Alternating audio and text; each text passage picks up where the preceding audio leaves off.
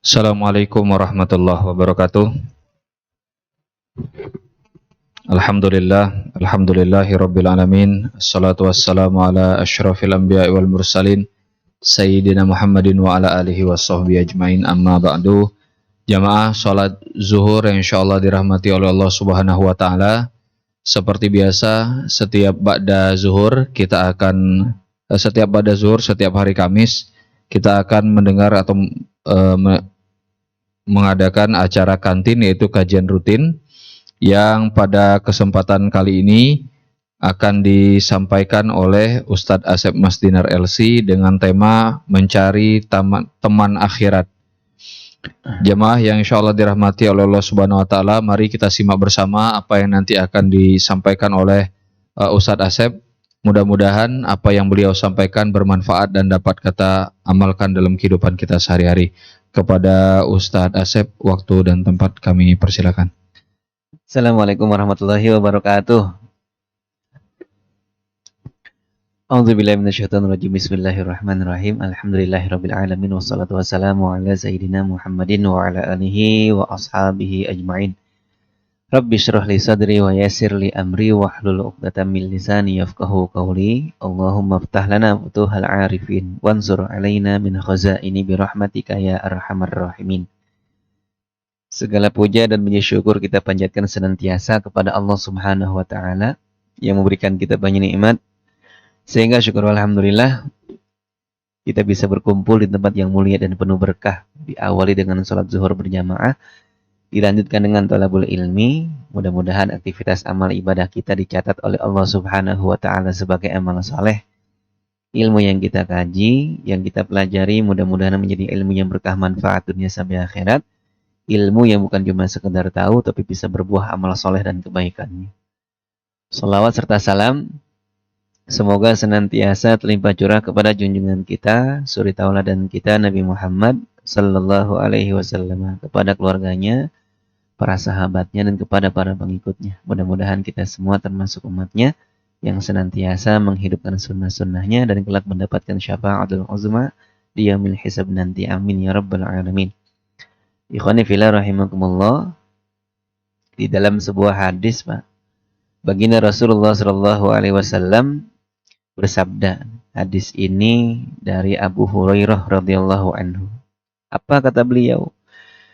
Qala Nabi sallallahu alaihi wasallam, al-mar'u ala dini khalilihi falyanzur ahadukum man yukhalilu. Seseorang itu tergantung agama temannya, maka perhatikan dengan siapa dia bergaul. Ternyata kita ini terkadang dipengaruhi oleh dengan siapa kita berteman, dengan siapa kita dekat. Karena dalam kehidupan kita punya teman, Pak. Dari mulai yang paling dekat banget di rumah, siapa teman kita? Istri. Betul ya? Yang sangat biasanya akan memberikan warna, mempengaruhi cara pikir, sikap, bahkan keputusan dalam kehidupan kita. Teman yang paling dekat saat ini adalah istri kita, atau suami kita dan anak-anak kita di rumah. Dulu orang tua, betul ya? Saudara. Tapi ketika kita sudah berkeluarga, sekarang yang paling dekat adalah yang kedua, teman dalam lingkungan, tetangga. Ada juga yang di kantor. Ini teman-teman kita, Pak, yang sangat mempengaruhi kehidupan kita. Termasuk barangkali tadi tuh, kita taat ataupun tidak, teman itu sangat ngaruh. Suka ataupun tidak, kalau teman-teman kita nih didominasi oleh teman-teman yang soleh, insya Allah kayak di sini, insya Allah. Betul, Pak? Hobinya ngaji, betul? Alhamdulillah, nyata tuh. Sekarang aja alhamdulillah banyak yang hadir, betul? Malaikat-malaikatnya gitu. Di dalam kitab Tanbihul Ghafilin, Imam Abu Lais pernah berkomentar nih, Pak. Kata beliau, man jalasa ma'a samaniyati asnafin minan nas zadahullahu samaniyata asya. Siapa orang yang duduk bareng sama 8 golongan, maka Allah Subhanahu wa taala akan menambah 8 perkara. Jadi kita nanti tinggal template nih Pak. Kita banyak duduk sama siapa kira-kira yang itu kira-kira akan memberikan pengaruh besar kepada diri kita. Yang pertama kata beliau, man jalasa ma'al agniya zadahullahu rugbata fid dunya.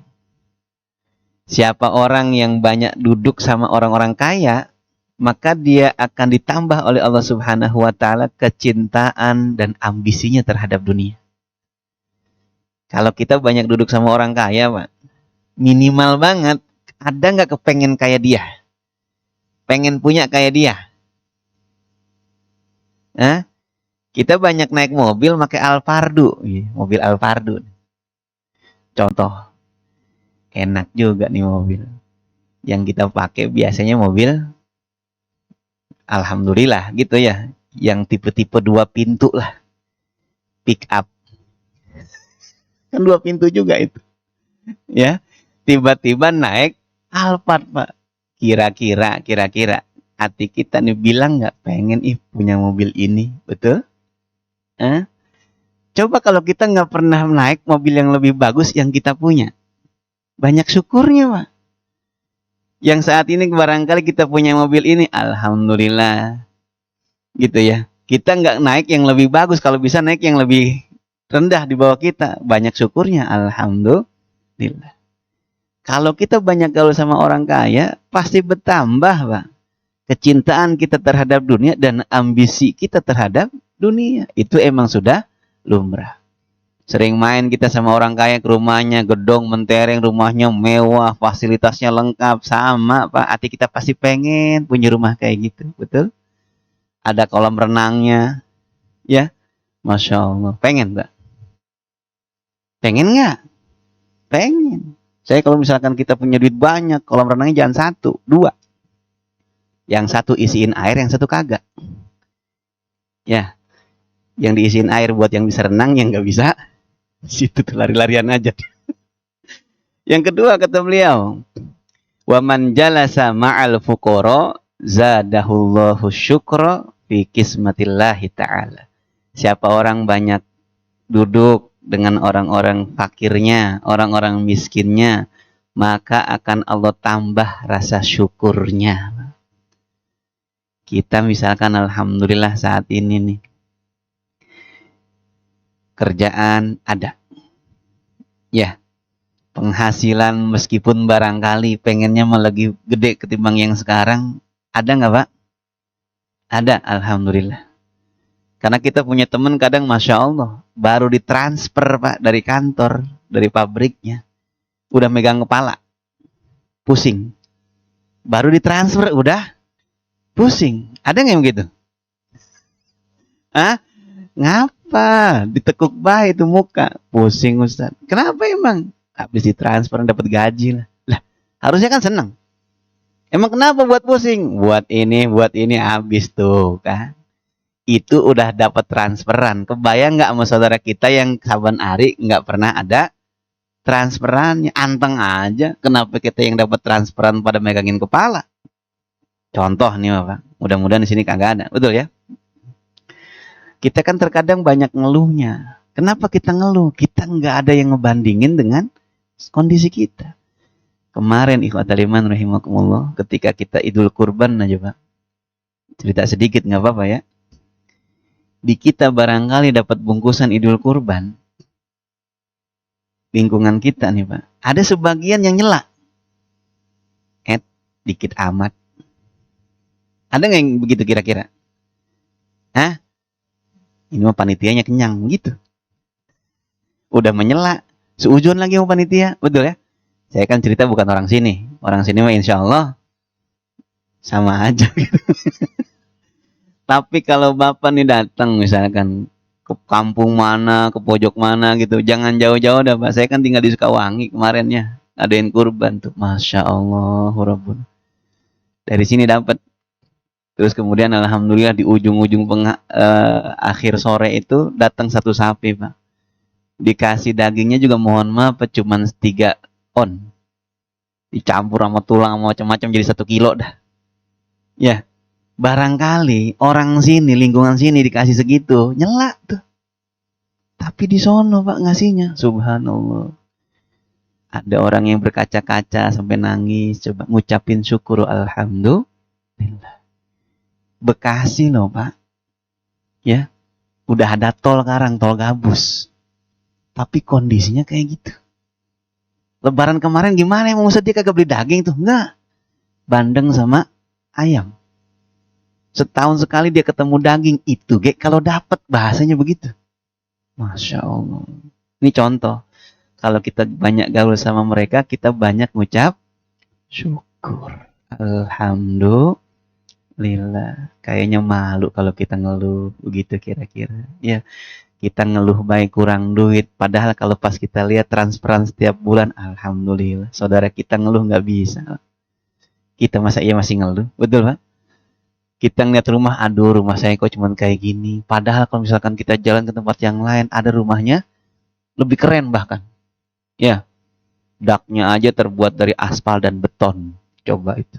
Kita malah alhamdulillah dari spandek, betul ya? Betul Pak? Yang di kolong jembatan hidup, coba. Kita masih ngeluh, Masya Allah. Kita sakit aja sebetulnya ikhwatul iman gampang. Kita sakit ngeluh sakit kita Pak. Kemana kita datang? Ke rumah sakit. Ya, datengin rumah sakit, alhamdulillah. Sakitnya kita terakhir cuma sumeng doang. Kerokin dikit, kelar, udah istirahat, selesai. Tapi ada saudara kita yang sakitnya parah luar biasa. Jadi kalau misalkan kita banyak gaul sama orang-orang susahnya, kata beliau, bertambah rasa syukurnya. Alhamdulillah. Yang ketiga, wa man jalasa ma'as sultan zadahullahul kibra wa qasawatal qalbi. Siapa orang yang banyak bergaul sama orang yang punya kekuasaan, maka akan bertambah dia rasa sombongnya, angkuhnya, dan semakin keras hatinya. Kita sering nggak lihat Pak, ada orang yang kalau foto sama pejabat-pejabat tinggi bangga banget. Ada? Dia foto nih, jegrek, dipajang di rumah. Kalau dia tempat usaha, dipajang tempat usahanya. Supaya apa coba? Keren kan? Nih lihat saya foto sama presiden. Wede, kenal presiden. Emang kita nggak kenal? Kenal nggak kita? Kenal. Pertanyaannya presiden kenal nggak belum? Begitu. Betul ya?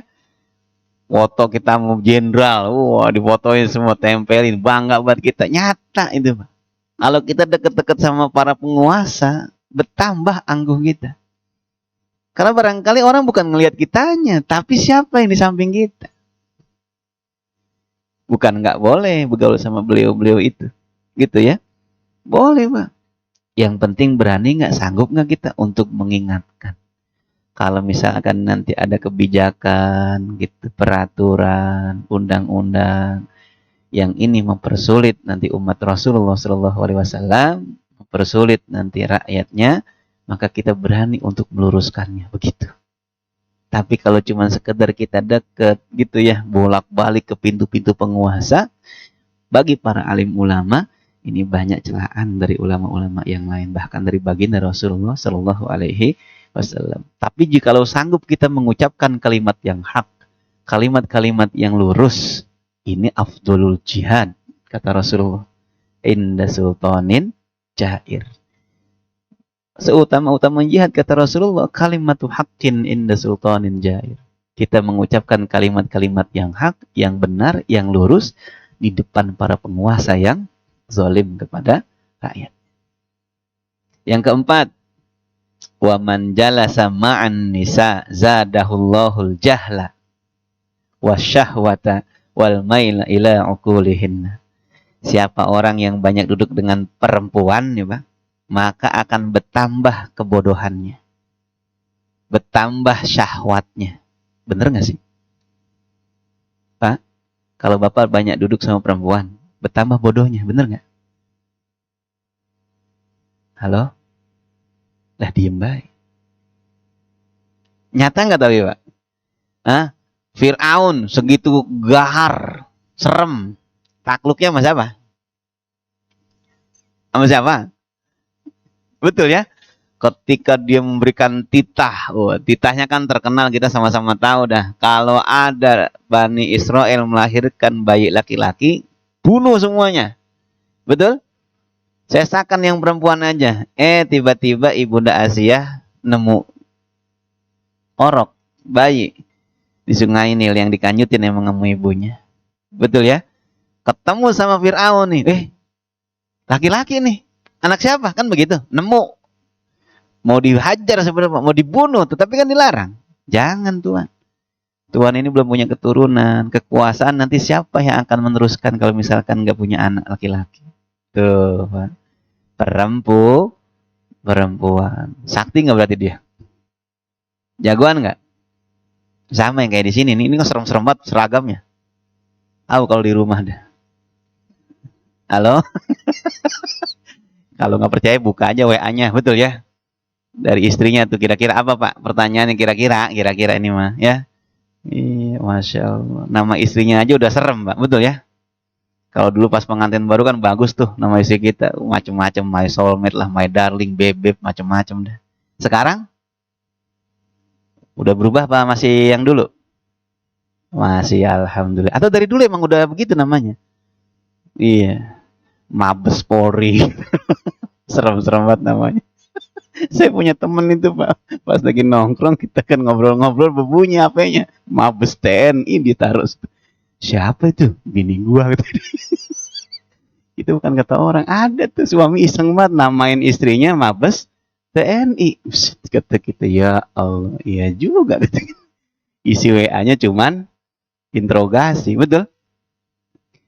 Nggak jelek Pak.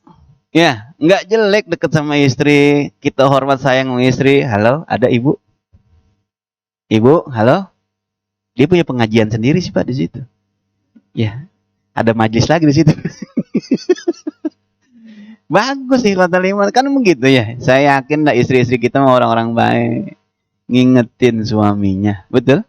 Iya. Tapi kalau misalkan kita banyak gaul sama, mohon maaf, yang bukan mahram kita maksudnya, yang emang kita enggak halal banyak-banyak duduk sama mereka, kita bertambah bodoh dan bertambah syahwat. Hati-hati Pak. Hancurnya terkadang hubungan rumah tangga kita kan disebabkan masalah ini. Awal mulanya kan bagus, ayo reunian. Reuni bagus nggak? Bagus. Tapi kalau kebanyakan reuni, ntar bisa celebek Pak. CLBK. Ini biang kerok juga nih. Betul? Tukur-tukeran nomor, ntar buat grup, kadang bercandanya suka kelewatan. Hati-hati. Nanti inilah pintu-pintu setan yang akan menghancurkan kebahagiaan rumah tangga kita. Satu lagi, biasanya ikhwatal iman, dari mana mulainya? Mulainya dari banyak password di HP pasangan kita. Halo? Halo? Betul Pak? Caranya biar kita gampang banyak yang jagain kita nih Pak, HP jangan di password. Ustadz, itu kan banyak masalah penting, grup-grup penting Pak. Kira-kira istri siapa yang bakal mau nyilakain suaminya? Istri yang mana? Betul? Ya? Kalau udah masalah kerjaan, apalagi nyangkut status kita, gitu ya, kerjaan kita. Bahkan kalau bisa, kita bisa bantu kali, mau bantu dia. Insya Allah. Betul? Supaya apa? Tadi terjaga kitanya. Jangan sampai kalau misalkan kita merasa diri kuat sendiri, awas kalau dihajarin tiap hari, takutnya tembok kita runtuh. Tapi kalau misalkan ada yang Noel kan enak. Cie. Ada WA dari siapa tuh? Gitu kan. Teman lama gitu. Alumni mantan gitu. Kan malu kita Pak. Udahan nggak tuh kira-kira? Udahan, apalagi yang jawabin dia. Mantep dah. Assalamualaikum, waalaikumsalam. Ada apa jeng kan gitu. Ketus bener nih. Tapi selamat nggak kita Pak? Selamat. Ya, jangan khawatir Pak. Masalah kerjaan istri kita nggak bakal ngegangguin kerjaan kita. Saya yakin tuh. Karena banyak ikhwatal iman asal muasal retaknya rumah tangga, hancurnya mahligai rumah tangga dari situ awalnya Pak nih. Dari ini nih. Medsos ya kan, wah Facebook, DM-an dan lain sebagainya dah. WA, kalau kita misalkan nggak hati-hati, khawatir kita adalah korban berikutnya. Nauzubillah, summa nauzubillah. Yang kelima, wa man jalasa ma'asibyan zadahullahu lahwa wal mizah. Siapa orang yang banyak bergaul sama anak-anak, maka dia akan bertambah lalai dan banyak bercandanya. Betul nggak? Ya, jangan terlalu banyak. Kalau misalkan kita mau bergaul sama mereka, jadilah kita panutannya. Itu harus. Ya, kita dulu waktu mondok, Pak, pesantren, dipesanin sama kiai kalau setiap pulang, jangan banyak-banyak nongkrong sama seumuran. Banyaklah nongkrong sama yang lebih tua. Nyata tapi ketika kita datang sama uwa-uwa, engkong-kong gitu ya. Kong, gimana kabarnya, sehat? Minimal dapat nasihat, betul. Ngaji yang bener, mondok yang bener. Kalau misalkan nanti lu nggak bisa ngaji kayak gua, nyesel. Kumpul di tempat majelis taklim ngaji, bingung bacaannya. Ikut baca Yasin, cuman ngap-ngapan, paling keren baca kulhu. Tapi kalau bisa ngaji mah insya Allah hafal Yasin mah. Begitu. Nasihat.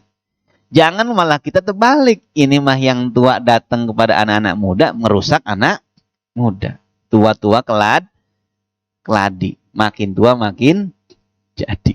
Ada nggak yang begini modelnya? Hah? Udah engkong-engkong masih main Vespa. Ada? Bukan nggak boleh. Tapi kalau ngayap dia touring gitu. Kan udah bukan masanya. Betul ya? Iya, inget aja tuh, yang penting datengin masjid. Kalau misalkan touringnya dia ngingetin yang lain, bagus. Tapi kan kagak kadang. Ngikut sama-sama. Lupa dia. Padahal udah seumuran itu. Ada ikhwatul iman. Mudah-mudahan kita tidak termasuknya. Amin ya rabbal alamin.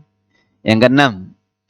Wa man jalasa ma'al fusaq zadahullahul jur'ata 'ala dzunubi wal ma'asi wal iqdama 'alaiha wat taswifa fit taubah. Siapa orang yang banyak bergaul, Pak, duduk sama orang-orang fasik, maka kata Abu Lais, akan Allah tambah tuh, Pak, kecenderungannya dia untuk berbuat dosa dan maksiat. Wal iqdama 'alaiha, bahkan cenderung pengen mengerjakannya. Yang paling gawat wat taswifa fi taubah, menunda taubat. Orang kalau udah banyak sama orang-orang jahat gabungnya, nauzubillah summa nauzubillah, Pak, lupa dia. Dunia ini cuma sebentar. Ya, teramat mudah bagi Allah Subhanahu wa taala untuk memanggil pulang para hambanya. Kita kan pengennya husnul khotimah. Lagi ngaji, kembali pulang. Siap nggak? Hah? Lagi ngaji tiba-tiba udahan. Husnul khotimah. Betul, Pak? Masya Allah. Lagi tilawah, meninggal dunia. Lagi sujud, meninggal dunia. Kan kita ngarepinnya kematian kita seperti itu. Tapi kalau kita banyak gabung sama orang-orang jahat, orang jahat ini kan nasihat-nasihatnya nggak pernah ada yang mengajak taat. Kita punya masalah besar, masalah apapun dalam rumah tangga atau dalam kerjaan. Coba kalau misalkan kita gabung sama orang-orang yang jahat, nasihatnya apa kira-kira? Apa tuh, Bang? Muka ditekuk baik. Lagi ada masalah nih. Sama siapa?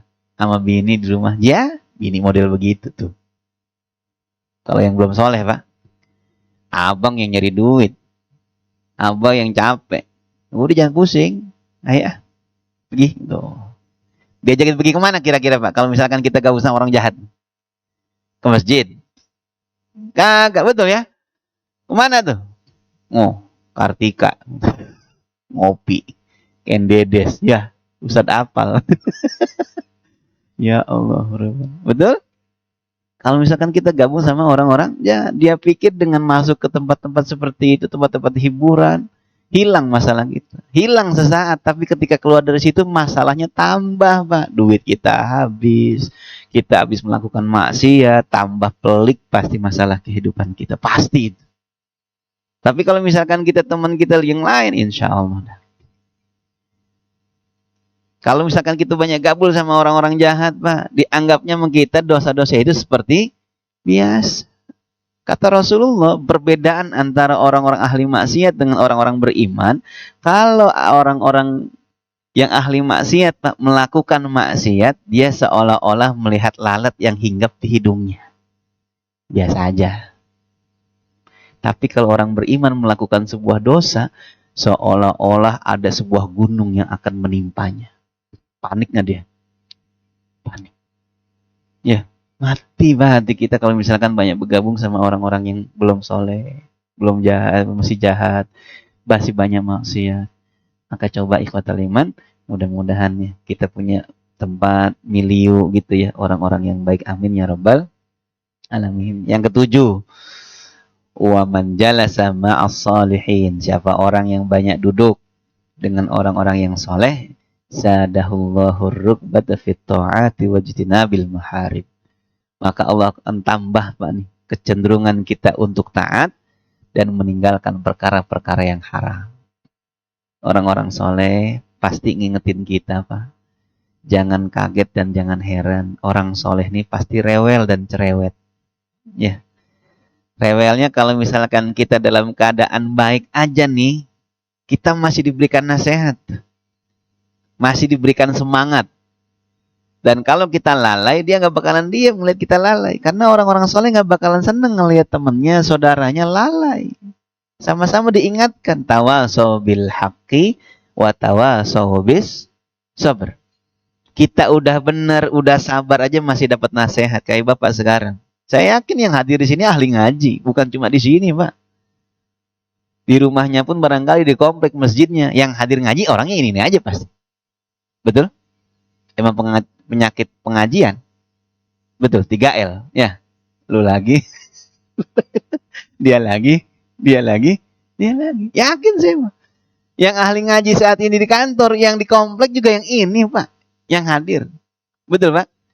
Coba, saban hari kita ngaji diapain coba? Diingetin sama Ustadz, guru-guru kita.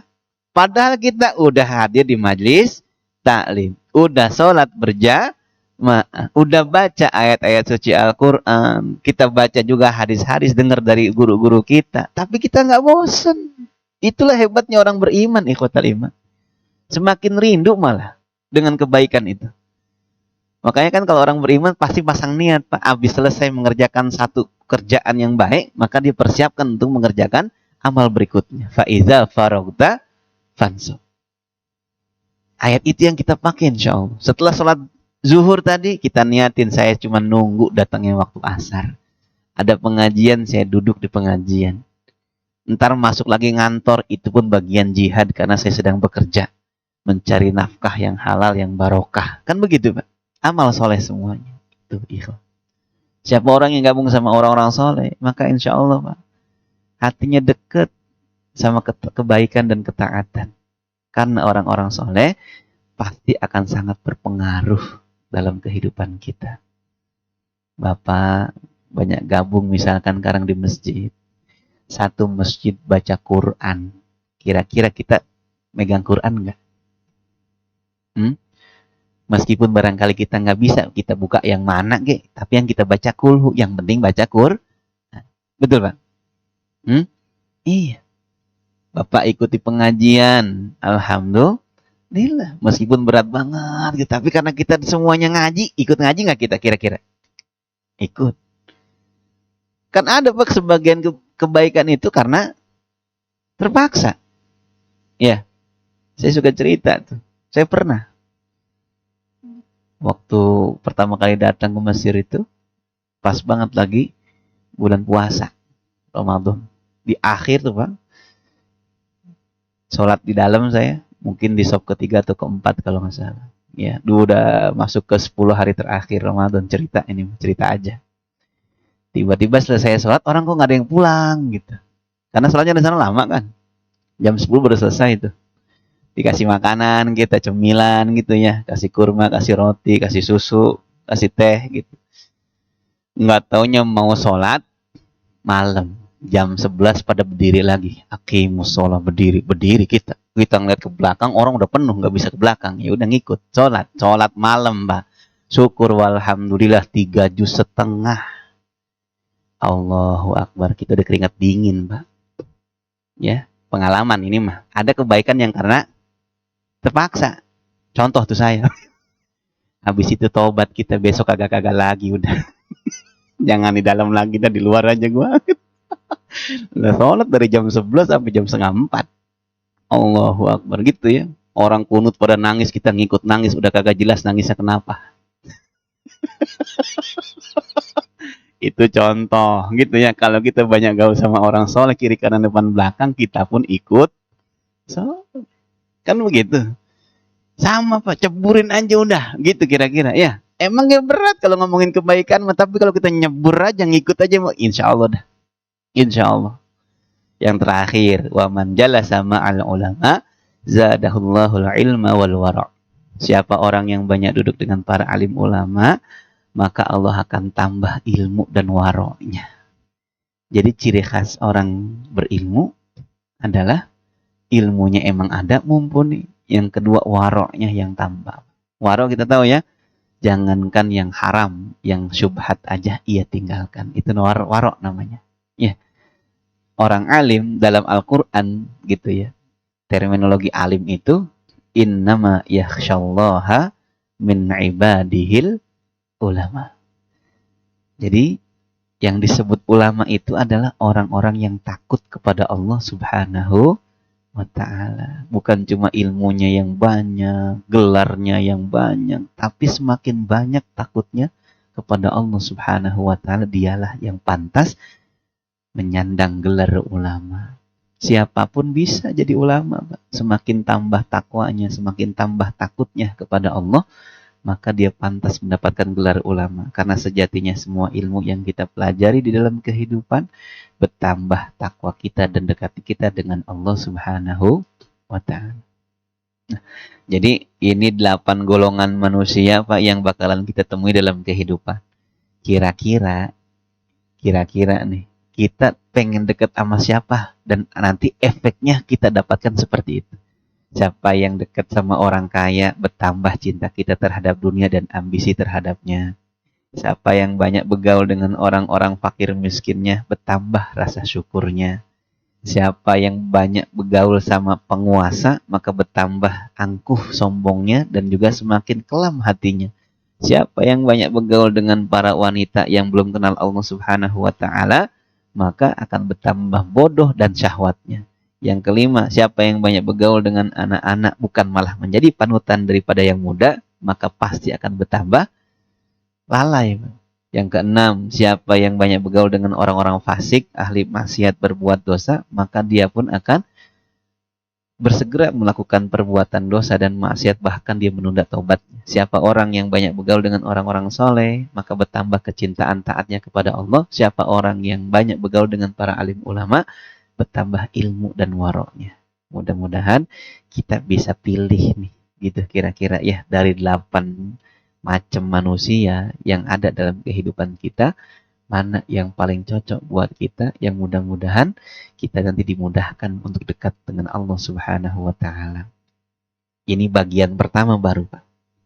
Kan ciri-ciri orang solehnya belum kita sampaikan ini. Lanjut. Lanjutkan pada pertemuan berikutnya. Gitu. Ya, udah jam 1, ntar banyak yang tiba-tiba batuk. Repot. Ntar ada yang dehem, batuk, ngasih kode gitu. Mudah-mudahan sedikit namun penuh manfaat. Ingat ikhwatal iman, di dalam Al-Quran saja Pak, surah At-Taubah ini, Allah Subhanahu wa ta'ala bilang, ya ayyuhalladzina amanu taqullaha wa kunu ma'as shodiqin. Hai orang-orang yang beriman, bertakwalah kalian kepada Allah dan bersamalah kalian dengan orang-orang yang jujur. Jujur ucapannya, jujur perilakunya, jujur juga isi dalam hati dan pikirannya. Maka mudah-mudahan Allah berkahi buat kita semuanya ini ikhwatal iman, agar kita bisa dekat dengan orang-orang saleh, bukan cuma kumpul bergabung di dunia, tapi mudah-mudahan kita juga dikumpulkan di dalam surganya nanti, bertetangga dengan baginda Rasulullah Sallallahu Alaihi Wasallam. Amin ya rabbal alamin. Usikum wa nafsi bitaqwallah. Wassalamualaikum warahmatullahi wabarakatuh.